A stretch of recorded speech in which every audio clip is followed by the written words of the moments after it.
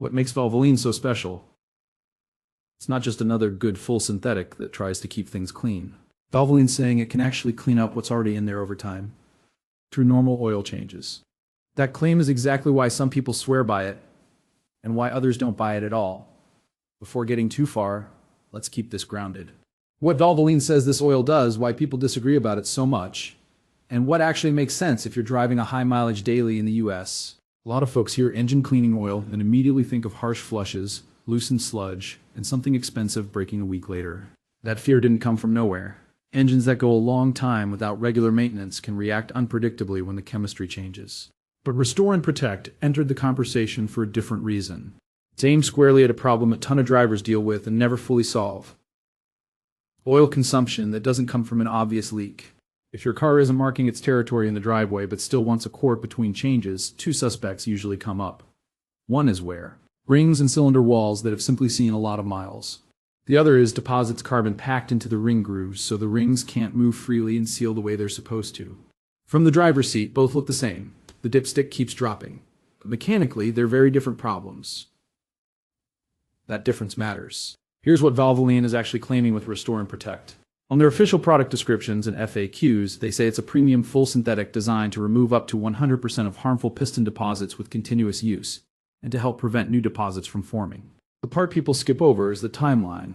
That deposit removal claim is tied to 4 or more consecutive oil changes at normal intervals. Valvoline also points to an adapted sequence of 3H-style piston deposit tests as the basis for that claim. In plain language, they're not saying one oil change fixes everything. They're saying this is a slow, controlled cleanup that happens over time. And that sequence of 3H reference is worth translating. In the oil world, API and ILSAC standards are built around specific engine tests. These are run on known engines, under controlled conditions, to measure things like oxidation, wear, and piston deposits. Sequence of 3H is one of the tests commonly associated with high-temperature deposit control. When Valvoline says their claim is based on an adapted version of that test, it means the framework is familiar, but the exact details aren't a perfect match to every real-world engine. It's structured testing, not a guarantee that every motor will end up spotless inside. That's important to keep in mind. Another detail Valvoline emphasizes is continuous use. 4 oil changes or more. That's their way of setting expectations. If someone pours this in once and expects an instant fix, they're probably going to be disappointed. This is a long game. And if the engine already uses oil, they still tell you to check the dipstick regularly.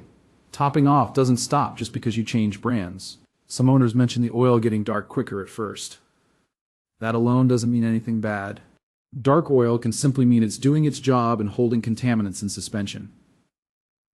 Color by itself isn't a diagnosis.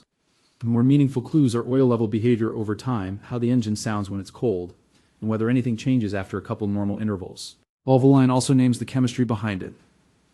They talk about an active clean system for deposit removal and liquid shield technology to help prevent new deposits. Retailer listings repeat those same claims and sometimes add comparison numbers showing improved wear protection against baseline GF6 oils.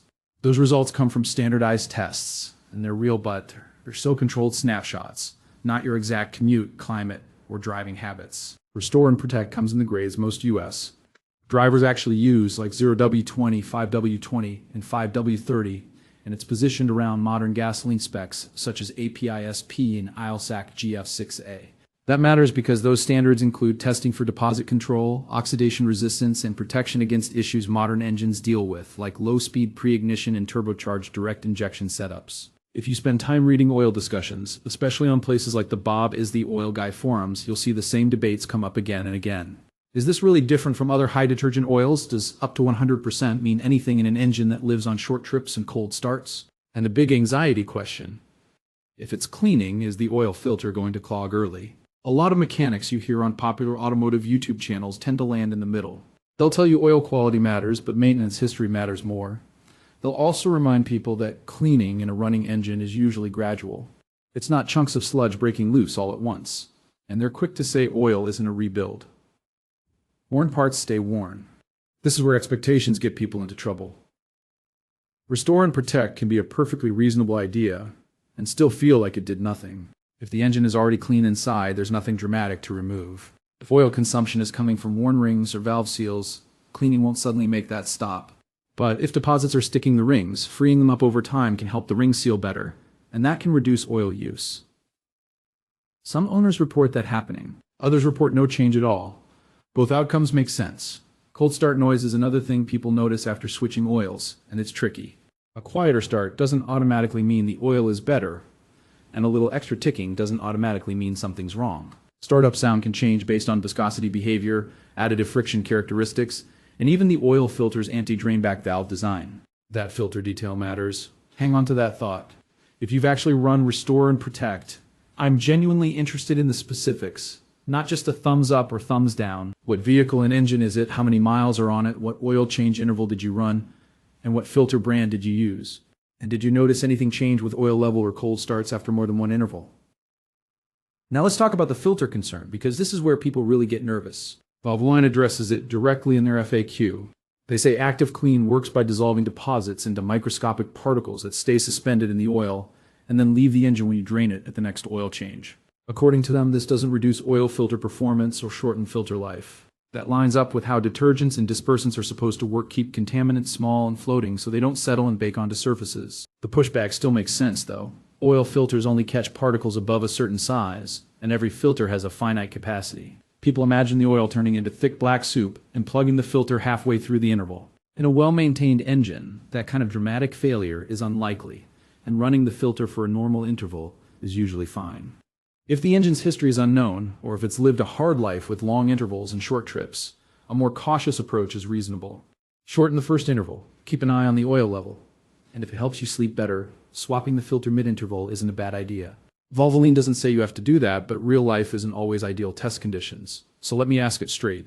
Early filter change on the first run, yes or no? Another piece that sometimes gets mixed into this conversation is certifications. Restore and Protect meets API SP and ILSAC GF6A.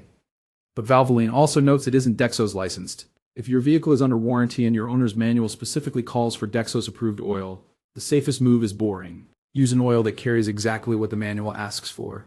And if what you really want is seal conditioning for older engines, Valvoline's Max Life line is built around that idea. Restore and Protect is more about gradual deposit cleanup. Restore and Protect isn't special because it's the only oil that cleans. Modern oils all have to manage deposits. What makes it stand out is that Valvoline is making a clear, specific piston deposit removal claim tied to long-term use, and they're pointing to an industry-style test framework to support that direction. That's also why people talk past each other about it.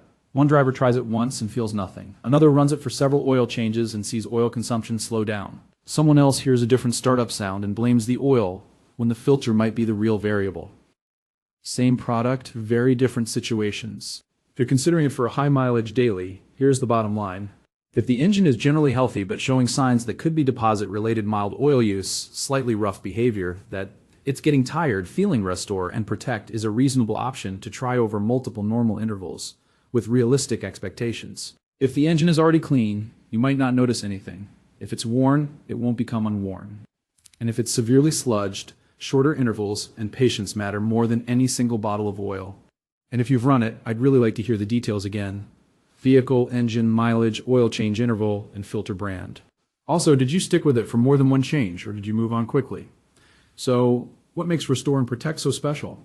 It's a mainstream, easy-to-find full synthetic that still fits within modern API and ILSAC expectations, while making a focused long-term claim about piston deposit removal aimed at real high-mileage problems like deposit-related oil consumption. It's not magic, but it's more targeted than most helps clean language. The filter side of this whole topic is its own deep rabbit hole. Media types, anti-drainback valves, real